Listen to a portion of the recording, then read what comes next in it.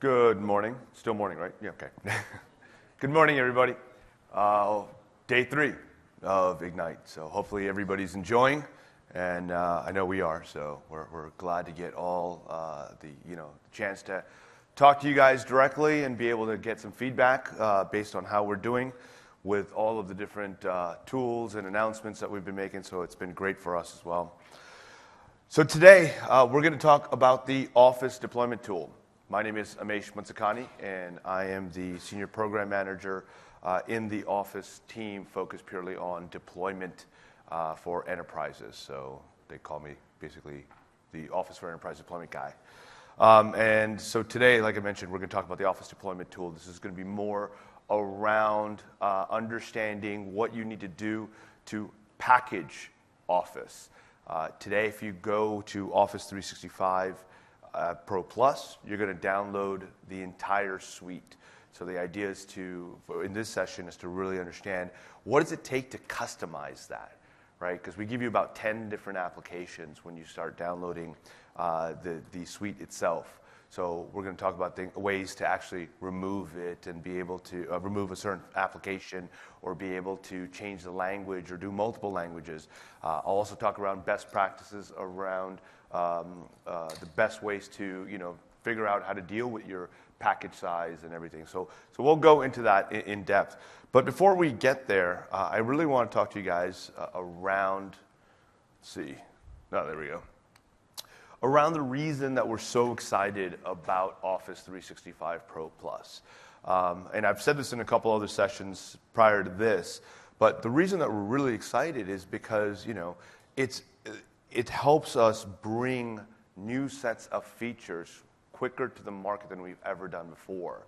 For most of you guys, you're continuously hiring new folks who are coming in and really teaching us new ways to be able to communicate and collaborate. I know for myself, I've been in email for years. I've been doing collaborations a particular way, but now we're seeing this evolution of it, of productivity in much, much different ways than we've ever seen before. And in the past, with all of our traditional versions of Office, you would provide feedback to me. We would take that, we'd go back to Redmond, we'd actually sit down, wallow around it, figure out what are the different scenarios that we can come up with based on that to make your guys' lives easier. And then we start coding on it, and that, 3 years later, we'll probably have a beta come out. And you're going to take that beta, you're going to give us some more feedback, we'll kind of, go through the process again, we'll see another year or so, hey, guess what, we just announced a new version. And then, of course, we all know you wait for Service Pack 1.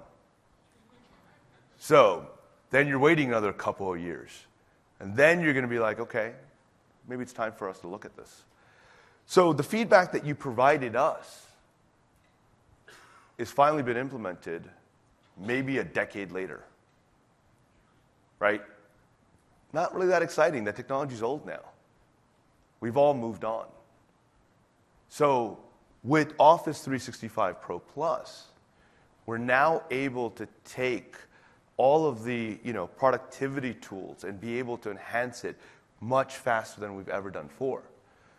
Towards the end of the deck, and later on in a session this afternoon that I have, I'm going to be talking about certain new features that are going to be coming out with the next version, with our next set of versions.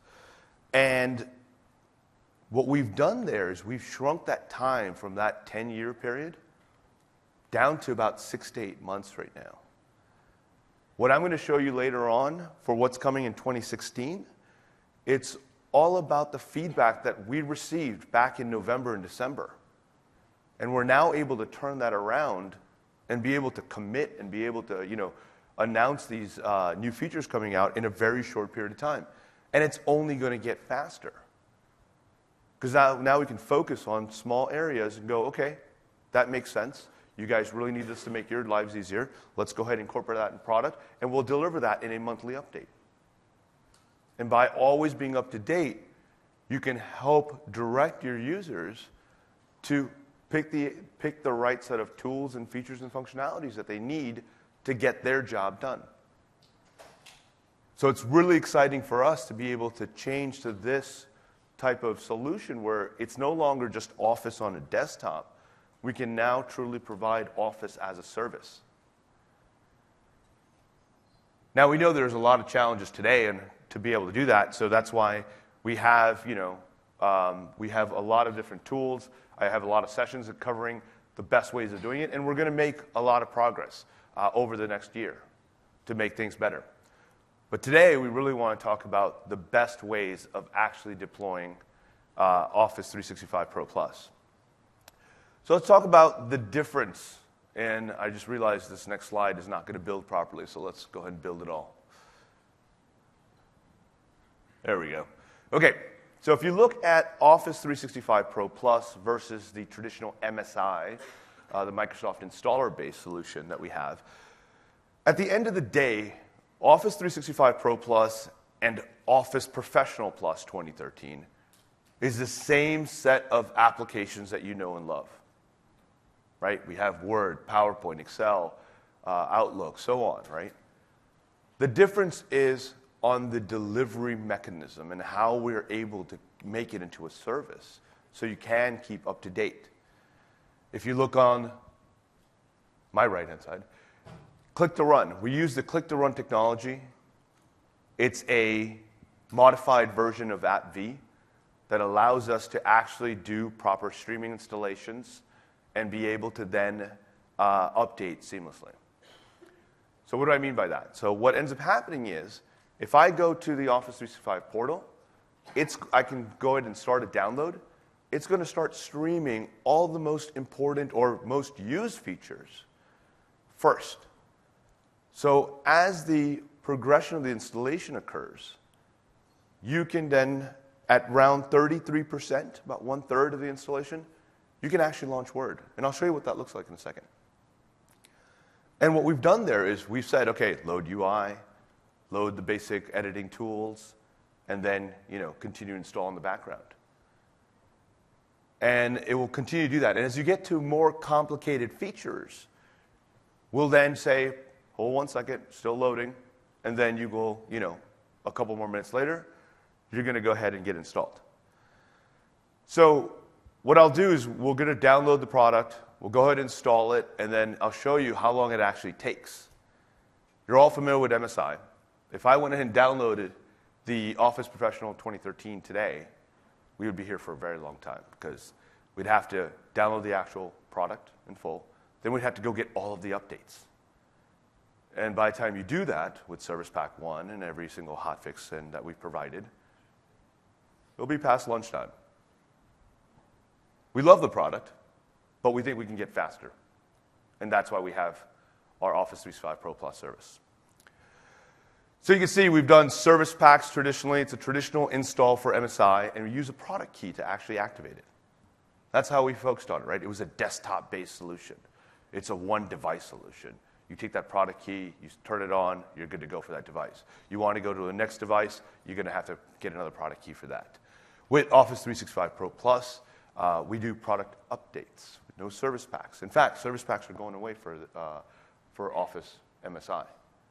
So if you haven't heard that yet, that's one thing that we're no longer doing. We're going to continue to do security updates, maybe a feature or two here, but we're mainly going to focus on just making sure that's stable for a long period of time.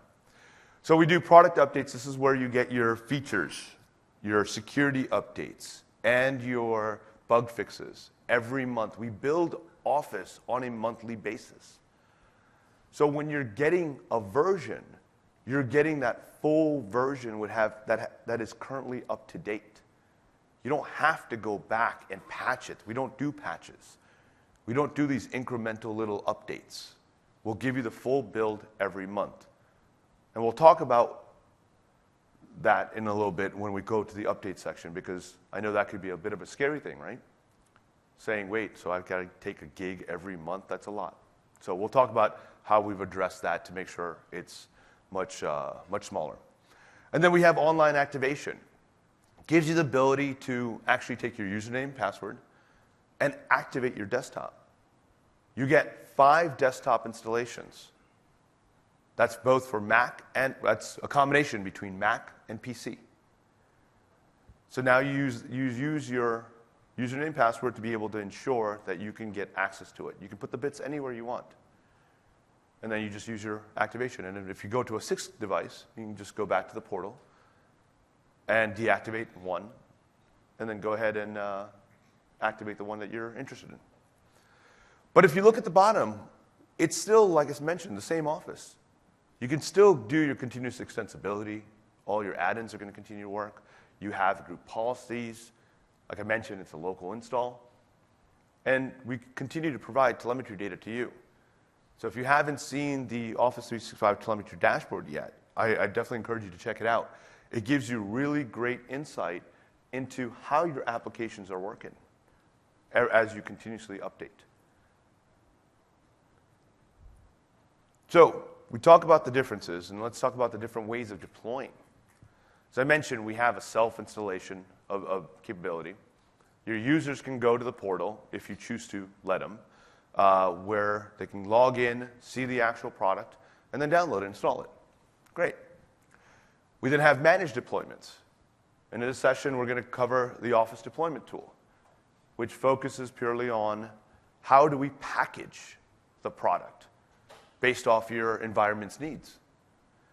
Then you can use deployment tools such as Intune, System Center Configuration Manager, or any software management tool to actually get that package that you created in the ODT down to the desktop.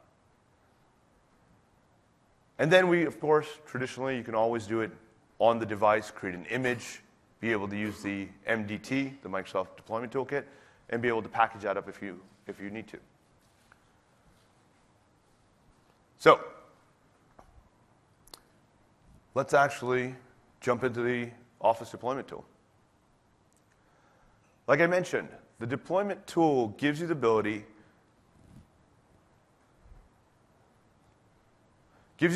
to actually configure the actual package. If you go right now to the Microsoft Download Center, type in Office Deployment Tool, and you'll go get it. It's a free little tool that you can get. We don't charge for it at all. It includes a small executable, setup.exe, about 1 meg in size. And then on top of that, you have a sample XML file that we provide. And that XML file is key to actually creating that entire configuration set. And what you can do with this is a couple of things. One, download. Really simple. I want to go to the Office CDN, I want to see what's available, and I want to download the package.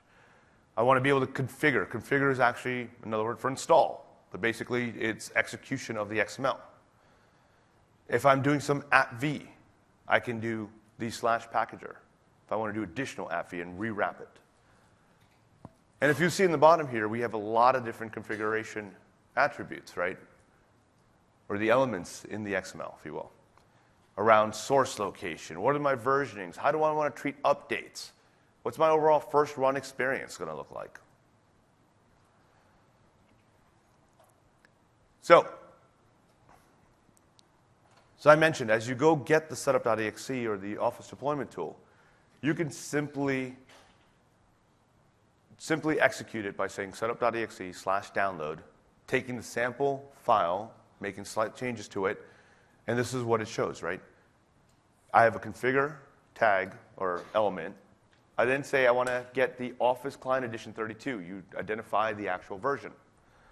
And then say I want the ProPlus Retail. That's the actual tag that you would use to get Office 365 ProPlus. We actually provide other pieces of software on our CDN, right? We have Visio Pro. We have Project Professional, which a lot of those bits are already in here, but you can download that as well in a separate package. You also have SharePoint Designer. So all of that is available through the same technology. And then we have to identify a language. And then that would be it, right? We close our elements up, and that would get you your initial package. Let's go ahead and see what that looks like. So what I have here is I've just gone to the Office 365 portal. As I mentioned, you can go ahead and once you log into the portal, you can go ahead and install right now. Simple as that. If I wanted to go into software as well, I can go ahead and see all the applications that I'm going to get. You can choose the language. And of course, you could choose which version you want, 32 or 64. And then you just go ahead and install. Simple as that.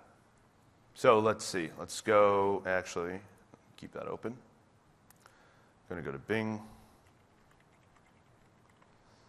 Office Deployment Tool. This is from the Download Center. Let's go ahead and download that. Download it onto my desktop.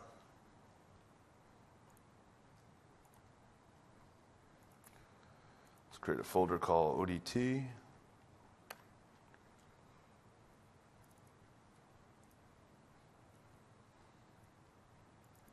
And that's it. Let's go ahead and run it. Accept the EULA. And we're going to drop it right back into the ODT folder. And that's it. This is your Office Deployment Tool. I'm going to delete the actual file there. And that's all you get. Like I mentioned, 1 meg, and you have a 1 KB file. And that 1 KB file, you're going to want to edit. Now, when we're editing this, I highly recommend just going with basic Notepad. Any other editors that you could potentially use can add additional metadata into the actual file, which will obviously cause some issues when you're running this thing. Best way to actually validate it is just open it up into IE. And when you see it in IE, you're going to see all your elements nicely colored, and to ensure that you have the proper syntax that you put in there. As you can see, I have a lot of comments in here, right? So none of it, if I start executing right now, it's not going to work. So let's go ahead and edit the file. So I would like to just do a basic add. I'm going to download 32-bit. That's all I'm looking for. As I mentioned, you can do Visio and Project. So this is a sample that gives you all that. Let's get rid of all of this and my end comments. Good. Let me ensure. Yep, that looks great. So now if I wanted to run this, I'm going to say setup.exe/download. Configure, is it configuration or configure? Configuration.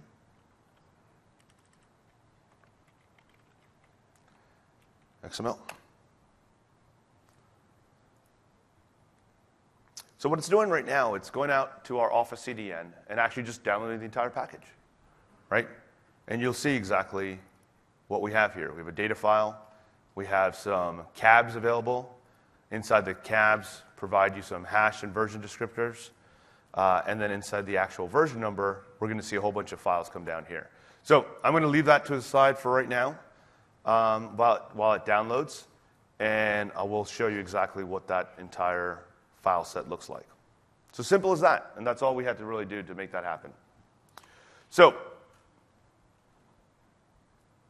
if we wanted to actually download it into a particular share or download a particular version, you can define it here in the XML as well. So just define the source path, ensure that you have write access to that share, and then it's just going to drop into that share. If I do a version equals, you're easily going to be able to identify which exact version that you want. The key thing here is, as of now, we have every version that we've released up on the Office CDN. We haven't taken that off. So if there's a particular version you want to test, validate, or go back to, you can just run this command and download that. And the way to actually see where all your versions are, just take an application, any Office application, go to the backstage, hit on account, and this is professional. This is not going to be it. So we're going to have to show you it on a different one. They installed the MSI on this one? You gotta love it. We're going to have some conversations about that shortly. So once we go through the next part of the demos, we're going to go ahead and see exactly where you can get that version. Everything is captured on our website. If you go to the backstage down to accounts, you'll actually see the update versions, and then you can go ahead and download from there. So simple enough from that perspective. For the configure, this is where you're starting to install or change the overall configuration of that package, of what that installation looks like. You can continuously run this on a same client to make changes. And and I'll show you what that exactly looks like. But the key things that you really need to have are your product, right? What are you actually downloading or installing or configuring? Your client edition, are you going with 32, 64? And then, of course, the language type. What language you actually want to focus on. So let's kind of go through a lot of these things, right?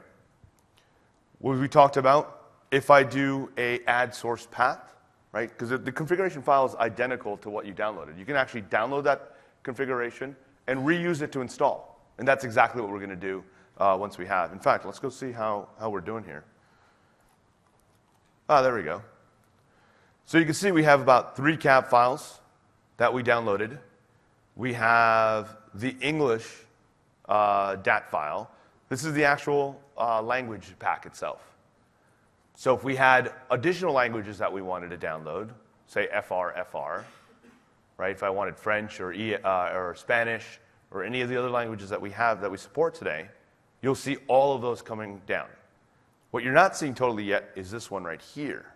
It's at 0 kilobytes right now, but that's going to grow. That's a base of about 800 megs. That's the core infrastructure for the Office installation bits. And that's what we have. So every time you download this, you're going to get the 800, and then you're going to get a language pack. And the language pack, on average, is about 200 megs. And as I mentioned, you're going to get a lot of them if we decided to download multiple ones. So that's continuing download, and we'll keep looking at that.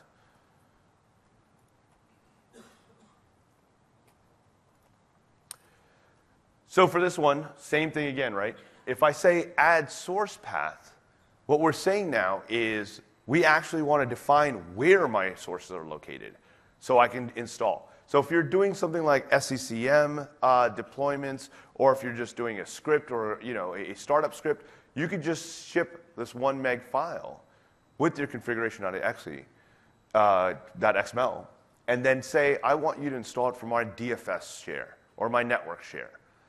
And it's just going to go stream the bits directly from there. So you don't have to actually put all the bits on that device itself. And that's exactly what it's going to show here. Obviously, we have the 32-bit edition that we've defined. We're saying we want ProPlus, and that's it. We just want a basic English language version on my desktop. Nothing to do there. If I want to have multiple languages, I would look at the language ID element. Language ID equals, and all the languages, so we have multiple, I think about 48 now that we're supporting on this. And if you go to our TechNet site, which I can show you in a second, you'll see all the languages that are available there. A couple things to consider about this, right? If you're going for 10, 15, or even 5 languages, as I mentioned, what you probably want to do is take down the one source package and then add all the languages packs together. You're not going to be able to separate those, but you can download it all at once. So as I create my configuration file, I would use this exact configuration file to be able to download. So I get that one core base of 800 megs and then my 200 plus. Versus creating multiple separate language packs. The only reason I would do that would be if I had a dedicated set of languages that I want in one region versus another. So just think about the amount of disk space that you want to be able to take when it comes to that. Silent installations. So if you create a display level equals none, we're going to take that first run experience and we're actually going to compress it so you don't see it at all. And then we go into the accept EULA, because obviously you want to accept EULA because it's one of the steps that you'd have to do. So you'd have to say accept EULA equals true. So if you have an existing version of Office and you're planning on running it side by side, one of the benefits that we currently have, so say I have Excel 2007, I'm highly dependent on all the macros and the add-ins that I have there. I can continue to run the MSI version and silently install this right next to it. Or not, but it's a good way of deploying, right? Your user can continue to work throughout the day, and they wouldn't even realize that Office 365 ProPlus will be working or being installed right next to it. And then you obviously, to do side-by-side, you'd have to do some kind of configurations to ensure that they're either using that one version of Excel, not Word or anything else, so there's no confusion as to which product they'll be using. What happens if there's an application that you're not interested in? This is where you can start pulling applications out. Previously, you'd have to block the applications from launching. Now we have the exclude app capability that gives you the ability to say, hey, I don't want OneNote yet, or I'm not ready for OneDrive for Business, or even Skype. Let's hold off on that. And if you go back and rerun the configuration file on that same user, you can actually just take out the exclude app line, and it's just going to go ahead and reinstall just that application. The example there is I'm not ready for Skype for Business yet, not ready for OneDrive yet, OneDrive for Business, so I want to be able to exclude those, and then I'm going to come back a month or two later and then start introducing those within my organization. And this way you can just take the exclude app lines out and then have that ready. Let's talk about updates. So we have another element down here, updates enable equals true. That's actually by default, right? And then you could have an update path. So the reason we have that is with the defaults, you have monthly updates set up for true. It goes out to the Office CDN, sees the difference, will calculate a binary delta, and then will then download that delta only. Right? So if you've had your entire package, if you start downloading the entire package and you want to have it consumed and updated within your organization, you can just download it, put it on a particular share, and then you can say update path equals whack whack server/share. And if you have a certified version, meaning that you download a particular update, you say, hey, I need to validate this particular build for my entire users, because obviously there's a lot of add-ins and macros that you want to ensure that are going to continue to work. You can send it out to a particular set of users. They can go ahead and test it out for a bit, validate it for a week or two. Then they can go ahead, then once they say, yeah, everything is great, go to an app compat validation team, and then finally to all your users. And you can do this target approach. And by doing that, you just say, these computers will go to this particular share, and I want this particular version. You have multiple servers, like say 50 servers throughout the United States, DPs that you distribute to, and say you set your network share up on there. How does the client? So the question is, just so I can have it for the recording, is if you have multiple shares, how do I then use, how does this become more intelligent to be able to go and figure out where's my closest DP if I'm using like SCCM? So that's something that we're actually working on right now. We're going to have a better integration story with SCCM, so it'll be smart enough to actually know exactly where the nearest DP is. I have a session later on today to actually cover that. This is the most basic feature that we have here that just says, this is where I want to get it from. Right? Once you get into a more complicated environment where you have multiple distribution points that you want to go after, that's when you're really going to need to take the power of SCCM. And we know we're not fully there yet, but we're going to be integrating, and that's something that's coming up with 2016. With SCCM 2016, as well as what our updates for 2016, we're going to be a lot more, if you will, SCCM aware, where it'll take control over us and then tell us where the closest DP is. We won't ever know. It'll just tell us where to go. Okay, and then we have this last one right down here, which we have deadline. Deadline then gives us the ability to say, hey, I need to go ahead and enforce the ability to have all this done. Now, everything I've been showing you from an update standpoint, this is all available through your group policy. This is not the only time that you have the ability to set it. So if you're interested in not even dealing with this right now, if you're using group policy in your sites to be able to identify where they can actually go, because that's another one that we can leverage. So the question that was, if I have multiple different servers around, where's my closest share? You can certainly use the group policies to be able to enable those. And of course, deadline gives you the ability to say, this is it. You have to update at this particular time. There's a security vulnerability, and we want to enforce it.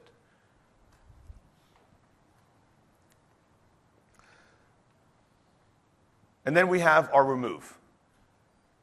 If you are interested in just saying, hey, I need to get ProPlus off the system, we'll change the add tag to remove, type in the product ID, and that's it. If we want to take a language out, so say I have 5 languages, I'm looking to take one out, we could just say remove, type in that language, and it'll remove it.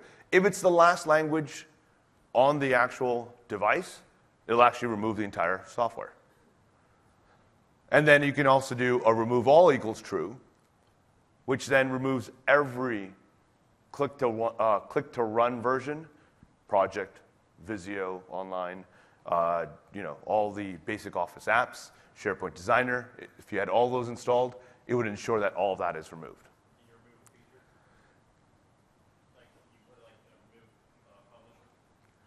Can you remove publisher? No, we cannot. No, what you'd have to do is you'd have to say exclude app. So if you want, it's a good question. So the question is, can I remove one of the applications after the fact? So yes, you can do that, but you have to use the exclude app element, which would say, okay, I'm no longer interested in my users having publisher. And that's what you would just say. Okay, let's go back to that demo environment. Oh, looks like it increased this month, huh? We're about 900. So you have this package right here, which is a little over a gig. And this is what we're going to start deploying, right? So let's go ahead and see what it looks like. So I'm going to take this same configuration file.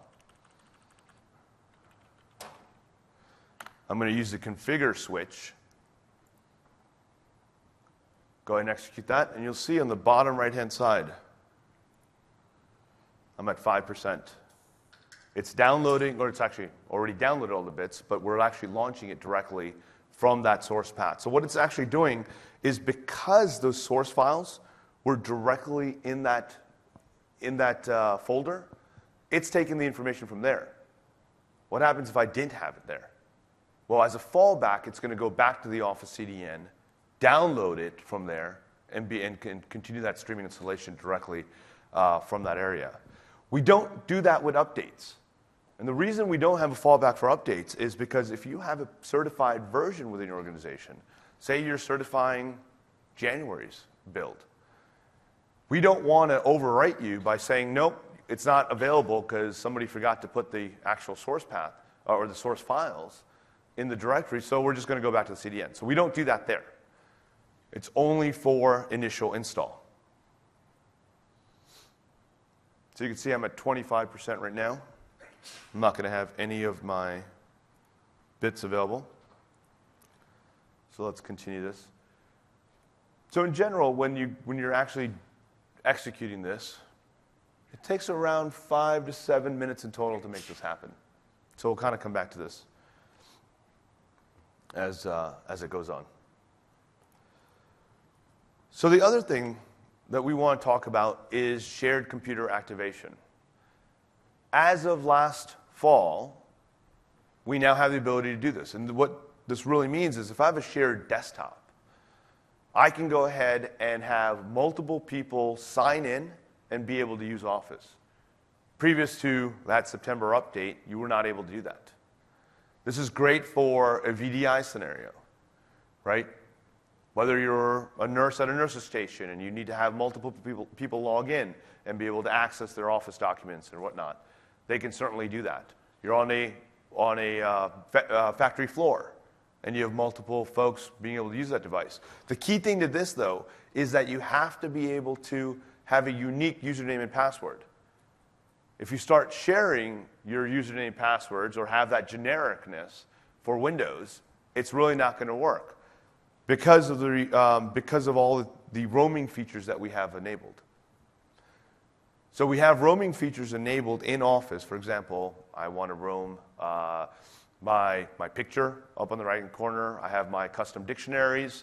All of those features are my last used documents and where I actually left off in the presentation or my Word document as I was reading a 100-page document.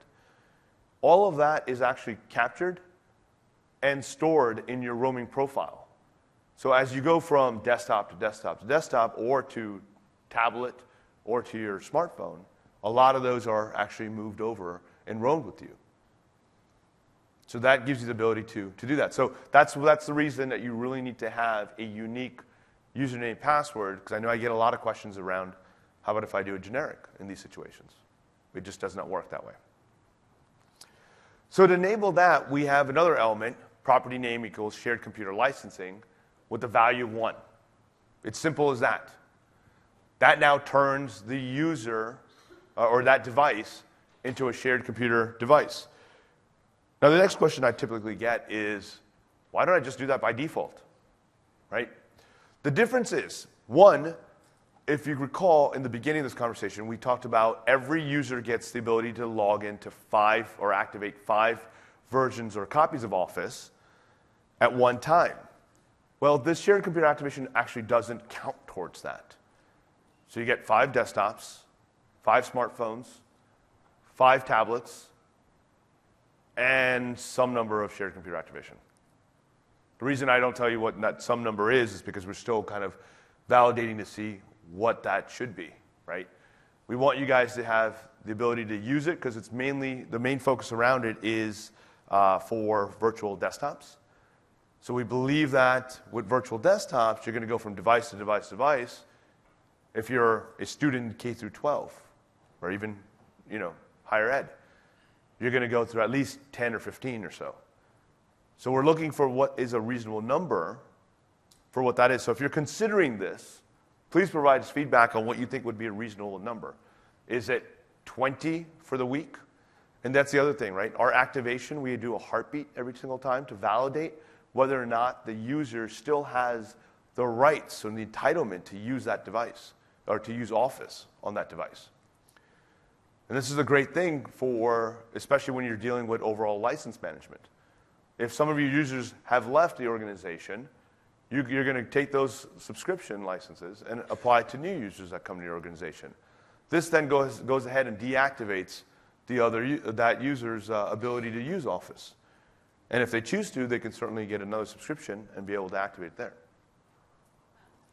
Would that mean that all users that are using a shared computer would need E3 licenses each and every one of them? No, the question is, would you need to have E3 licenses for shared computer activation to happen? No, you do not. Just Office 365 ProPlus. That's the... Yes. So the question, So every user must have Office 365 ProPlus, whether you buy it as part of the suite in E3 or standalone. That is correct. Every user will need to have one license because that enables them to get their 5 plus 5 plus 5 copies and be able to use those across. Yes?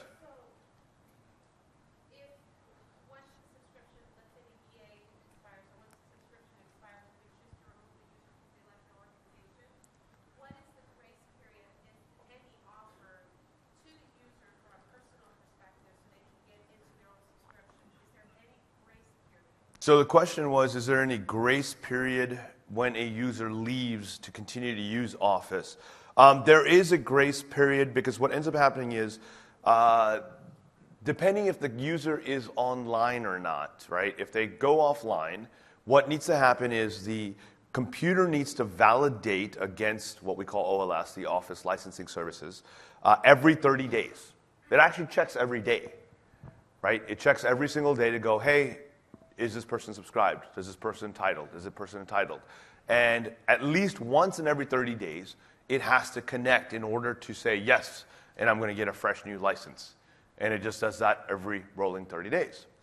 If you take this person out of the Office 365 admin portal, and then say I want to be, and they don't connect, they're going to expire naturally after that 30-day period. If they are connected, they have a small grace period in order to be able to add a new subscription. I don't recall what that is, though. I think it's around 5-7 days maybe before they're actually cut off, and then they'll have to go put in a new key. Or sorry, not a new key, a new activation through their username and password and get a new subscription. What ends up happening is they go down into what we call RFM, reduced functionality mode, where they could still consume documents. I can open PowerPoint, I can print, I just can't create. So it doesn't turn off the actual product, it just turns off a lot of the functionality. So I want to go back to this real quick. As you see, I'm still at 79%. I want to show you what that looked like, though.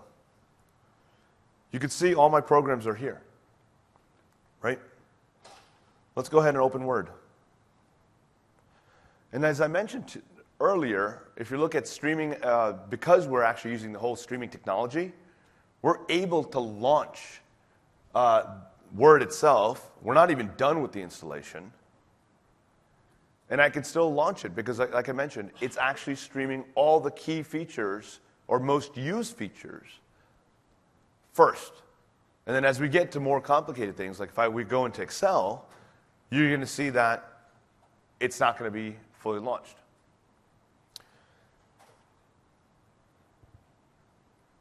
Okay, so let's go back into here, and I want to show you, and here's the activation, right? If I decided not to activate, go ahead and use my recommended settings. I'm going to get this little, what we call business bar. And the business bar actually tells me what the issue is, right? And if we go into reduced functionality mode, we'll let you do that, right? So right now you see I do have a slight grace period on initial activation. And something similar happens to that. I just don't fully know what that is when you take away the license. So if we go back to the backstage, as I mentioned, you'll see my account here. And then you're going to see the Office updates, the version that I'm currently on. And if you want to see all the versions, just go down to View Updates.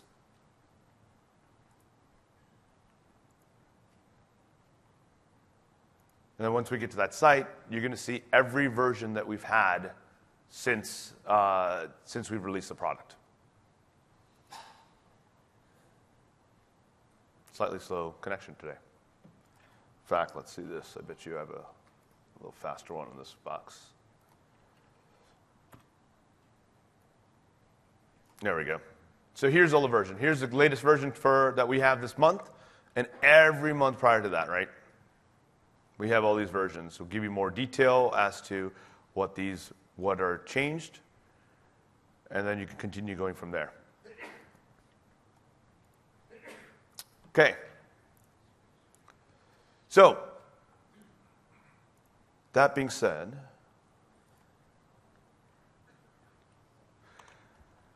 the other way of doing shared computer activation is by just setting the reg key. So if you have devices that aren't on shared computer activation and you're interested in doing that, you can just reapply the configuration.xml. That's one way of doing it. Or you can just go into the reg key and just go into HKey local machine, software, Microsoft Office 15, click the run/configuration, and then be able to set the string of shared computer activation with a setting of 1. Not even a string, reg size. So that gives you the ability to just turn it on, and you'll have multiple people be able to log in at the same time. Question back there? Is there a native group policy to turn on shared computer activation? There isn't one today, no. So we'll have to, that's good feedback. Let me see what we're thinking about that. But it's fairly simple enough to do. So that basically gives us all the details. I mean, it's fairly that simple, right? You can be able to identify where you want to download it, what sources you want to be able to get, what languages you want to be able to do. How do you want to deal with updates? Like I mentioned, you can even do updates after the installation, so you can be able to use that through group policy. You can reconfigure it and be able to deliver from there. One thing that we've heard a lot is if you give me an update every month that contains features, security patches, and bug fixes, that's a lot of work, right? It becomes a lot of work to validate and test, and by the time you're done validating, testing, and maybe just started rolling out, we drop another one on you, right? And then you go month after month after month. So what we've been saying for a while now is that, hey, we're not actually making massive changes, but although we are making changes. So if you have a feature that we've released, and in that same package is a critical security patch, what do you do in that scenario? Because what I've heard a lot is when it comes to your security patches, you'll deploy it in 36, 48, 72 hours, 1 week's worth of time. No questions asked. You'll do some minimal testing, and you'll push it out, obviously depending on the severity of the security vulnerability. Then you have all these features, and it's like, oh, I got to test these new things. It becomes a little difficult to actually keep up. So, like I mentioned, this feedback we received late last year, or actually we received it slightly earlier than that, but we finally came up with a solution late last year that says, here's kind of what we will do. And we're able to deliver this faster. And what we're introducing now then is our ability to do deferred updates, where you get the consolidated sets of features 3 times a year. And I'll show you what that looks like. And we'll continuously, like I said, we're going to continuously provide security updates throughout the entire time. And here's what it looks like. So today, what we call the current branch, you get these builds on a monthly basis, right? Simple. It's just, we're going to continue doing that. That's not going to change. So for those of you who want to be on the leading edge and be able to get the latest features, and maybe you have a small group of your users or a larger group of your organization that want to be in this position, they can certainly acquire all these builds. For those who want to go slightly slower, what we have is the deferred branch, as I mentioned. And what we have here, this is a fictitious timeline, but just for illustrative purposes, we're saying you're going to get it these 3 times a year, January, May, and September. What I call DB1, DB2, DB3, and so on. It's going to continue on. Then after that, we're going to provide you just the security updates in these builds. No bug fixes, no features. So this gives you the ample time to validate, to see what's coming out from a feature standpoint, so you can do your proper validations before you actually deploy it. And if you're on auto update, you're going to automatically go from DB1 to DB2 4 months later, and then 4 months later from that, you're going to go to DB3. What happens if you don't turn on auto update? Well, we're going to give you another 4 months of just security updates in these builds. So technically, you're going to be on this build for 8 months if you choose to. And one thing you'll notice here is we actually have an overlap, right? So come August, or your next month, you have 2 choices. You can go to DB2, take a subset of features, or you can even go to DB3. And this overlapping is going to continue throughout its time. When DB4 and DB5 come out, you'll have that choice of going to either one of these.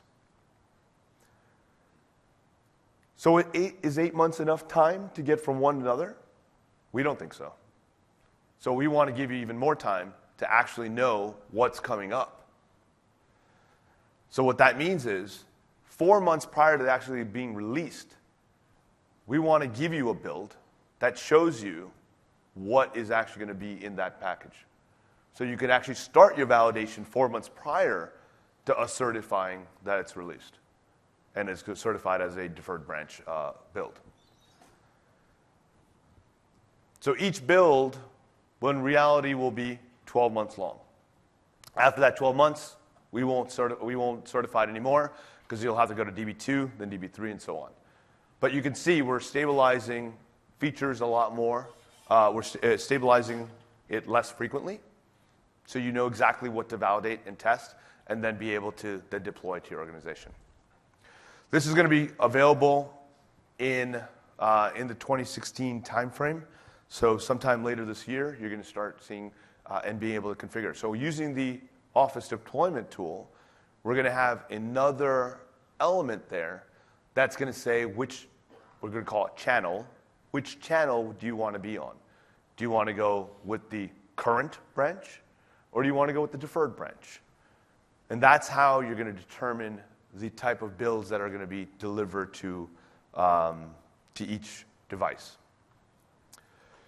The other thing I want to kind of give you guys insight on how we're able to sustain this kind of momentum is as we get features, we're actually being able to, what we call flighting, what we'll be able to flight through our early adopters.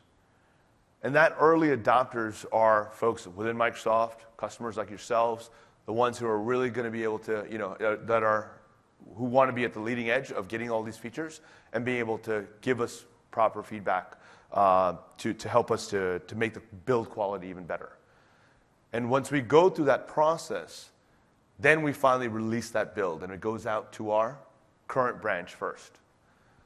And that's where we actually stabilize that branch, that build for that 4-month period of time before we certify it into the deferred branch.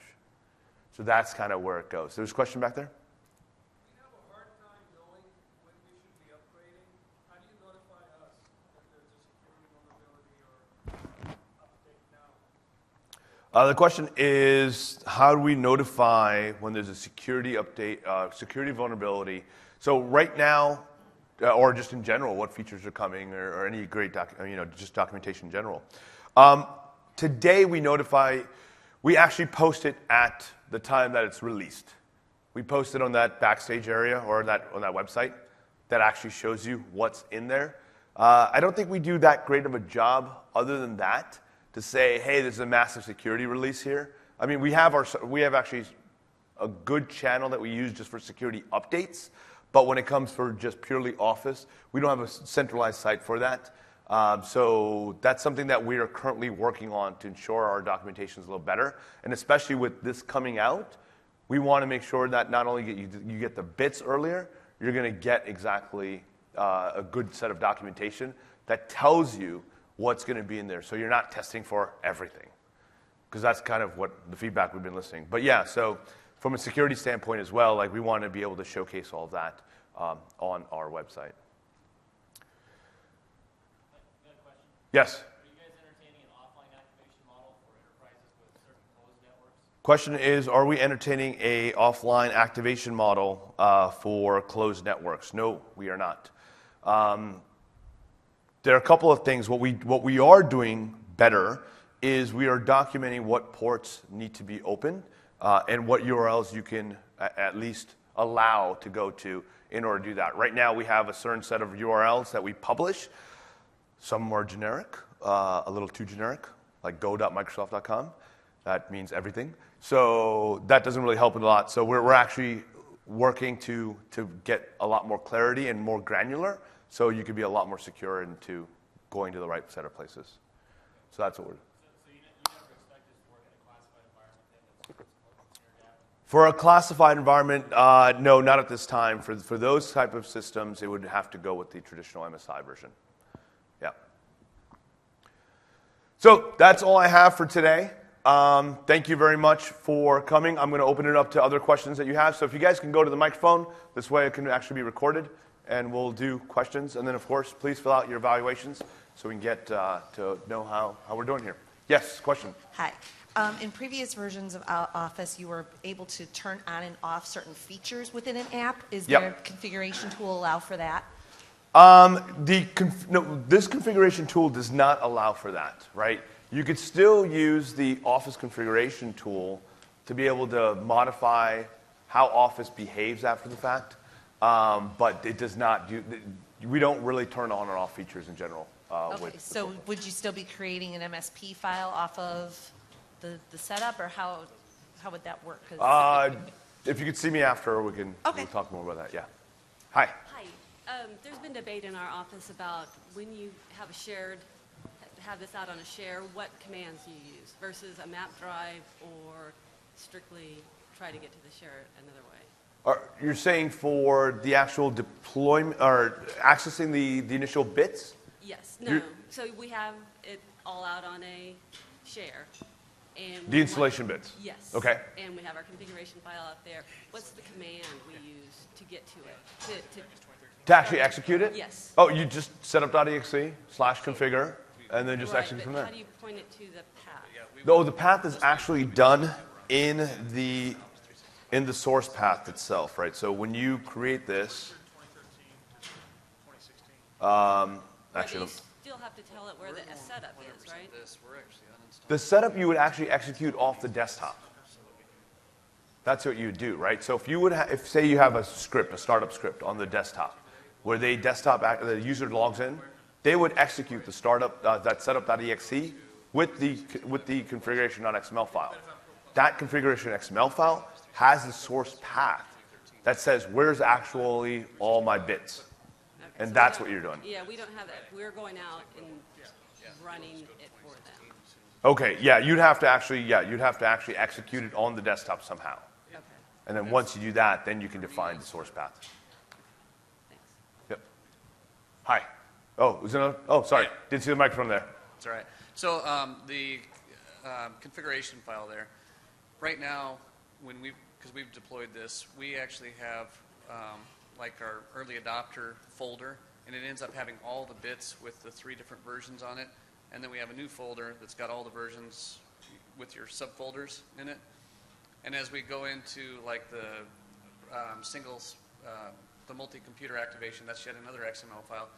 Do you recommend keeping one set of all of the bits with different XML files, or do you think that the way we're doing it, where we end up having, essentially n times 2 gigs of data out there? Yeah, no, I would definitely have one set of source files, Okay. if you can, right? Obviously not getting too large. If you have like multiple languages and you're going 17, 20 languages, that becomes a little bit difficult to keep, depending on the size of your environment and how you're copying those around. But I would continue to just do a single source and then have multiple XML files, because it's just using that one source file, Okay. right, to be able to deploy. Thanks. Yep. Hi. Hey, can you clarify on the distinction between the shared desktop activation versus the traditional one, and also what is its relationship to the number of devices that you can activate versus where you So for shared computer activation, it does not count against your initial 5 + 5 + 5 actual activations, right? What ends up happening is you would activate, it'd go out to the online licensing service. It would just then say, is this person entitled to Office? It would quickly say, yep, you have entitlements. It'll go back and download the actual license and says your license is valid for X amount of days. And then once it's at that 50% of its life of its life, it's going to go back again and say, hey, is this person validated or entitled to the subscription? And it's just going to continue going back and forth. What we do with standard activation, it's actually the same process where we go out to the OLS and get you a license. The only difference is it's a much longer period of time. It's 30 days. So that's the difference, right? Because the scenario that we are enabling is for that virtual desktop or constantly connected device that would have no issues going out to the internet for a shorter period heartbeats, and then just going from there. So that's the big difference. Okay. Is a question on the side? No? There? Hi. I had a question. So if I'm a Office 365 customer today, my clients are running Office the 2013 bits. Yeah. When 2016 ships, how long do I have before they start getting the 2016 version? And what does it look like? It's going to be another update. It's just going to be another update. Just another update. Yeah, it's another update. We're going to light it up. You're going to have the same rules that apply today. Will I be able to do the channels at that point? Or You'll be able to use channels at that point, yes. Okay. Will and I'm sorry, I've got one more. Will the tool ever allow me to remove an older version of Office, like an MSI-based one? No. No. No. For that, you'd just have to do, there's multiple ways to remove it, whether through script, SCCM, but we won't have a way to actually combine that with the Office deployment tool. Hi. was actually going to be my question about if you can do we've got professional bits. Yeah, you can't do professional bits for or MSI through that tool. Okay, and then the other question would be, like if you have an imaging for deploying new workstations, can you do this like as a post-install task? That's exactly the best practices for that. So if you are imaging using Ghost or any other imaging software, the best practice for that is just do your standard imaging. And at first launch, go ahead and install. I mean, if you kind of saw, it's actually not that long to install. It's a much shorter thing, and you're always going to get the full, freshest bits, because the problem that occurs if you actually lay down the full version of Office, unactivated, of course, what you're going to end up seeing is it's going to be stale. And this way, you're always going to get the freshest bits once you just do the setup.exe/configure, point it to your wherever source location, and you'll have that latest certified bits that your organization allows. Thank you. Certainly. Hi. To change from 32-bit to 64-bit, uninstall, reinstall? Or The change from 32 to 64 would be an uninstall, reinstall, yes. Okay, thanks. Yeah, certainly. Question? No? Okay, yes. Oh, sorry, back. We like to treat Access and Publisher as different install. I'm sorry, can you say that again, please? We like to treat Access and Publisher as different install. Okay. And we end up having multiple XMLs to try to do that. And it's a bit complicated, like it was fighting each other. For example, like you install Access and then the user asks Publisher, it removes Access. Is there any solution that's coming up for this? There is not a solution, but if you could see me after, I'd love to understand what you're running into and to see if there's anything that we can do for that. But as of right now, no, there isn't anything planned on record right now that we have for that. Yes? Hi, thanks. So the language packs what we talked about today, Yes. are those proofing tools or MUIs? They're not proofing tools, they're just language packs. But the proofing tools are available. I mean, you can just grab the same proofing Because tools. with 2013, we have two different things like proofing tools and MUI components, right? Yes. So, for example, I want to install all the proofing tools languages on the machine, plus the MUIs for only the double byte offices, like, you know, the Japanese complex and the Chinese complex. So, if I have to download the installers for just the double byte offices MUIs, so how do I do that? Wait, give me the last part of that question, please. Well, I want, like, for example, 3 different installers, like one Yes. for the Japanese MUI, Yeah. and one for the Chinese MUIs. Chinese obviously has, like, you know, simplified and traditional, but I want to combine that.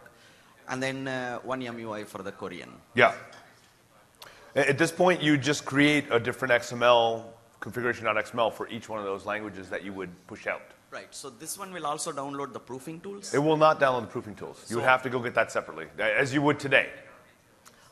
Yeah, with the MSI. You would have to go to MSI for that. Yeah, we haven't combined those in any way that I'm aware of, and yeah, there's no plans for that at the moment. Okay. But yeah. So I use the 365 Yep. ProPlus and then the 2013 proofing tools. Correct. Got it. Yes. Thank you. Yes, certainly. Okay, so with the proofing tools, you just said they can just still continue to use the standard MSI base? Yes. And they have to use the 2013 version? Mm-hmm. And then for the language packs, you still need to have the OS language pack for the Office language packs to work? In other words, do I need to have the Japanese kanji language pack for the OS installed for the language pack for Office to work? We are not dependent on that. You can install any language that you choose onto the OS. So that would be up to you. All right. Yeah. Thanks. We're decoupled from that. Yes, hi. I was wondering if questions about Office Scrubber with its Office, which one, sorry? Office Scrub. Office Pro? Office Scrub. Oh, Scrub, sorry, yes. I noticed there's a behavior in the Office Scrub scripts where they basically all want to completely wipe out the registry key by default that stores all add-in settings for Outlook. Okay. So, you know, that's very problematic, obviously, in some situations. Is there a particular reason for that, or are we fine just removing that? Honestly, I'm not really sure. Okay. I'm not sure, but I'd love to take that feedback from you and see. So if you could see me after this, that'd be great. Thank you. Hi. Office 2016, is that actually going to be in a different file path than 2013? Yes, it will be. All right. Yeah. What about group policies? Right now, in group policies, they all are under the office. I don't remember what number 2013 is, but when they go 15. to 15, Yeah. when they go to Office 2016, how are group policies? Are we going to have to write new group policies for that then? Does that make sense? Yeah, the path will change, so you probably would have to write that differently. We'll have to know when that changes. Yes. Yeah, and we'll certainly make announcements around that soon as to when it's going to be released, and then we can prepare for those type of changes to occur. But yeah, that's a good point. Are you going to be on the show floor at any point where we can have questions, or is there anywhere we can go to ask more questions? I mean, I'm around, and yes, I will be at the show floor as well. Yeah. Thank you very much, everybody. Well, go on.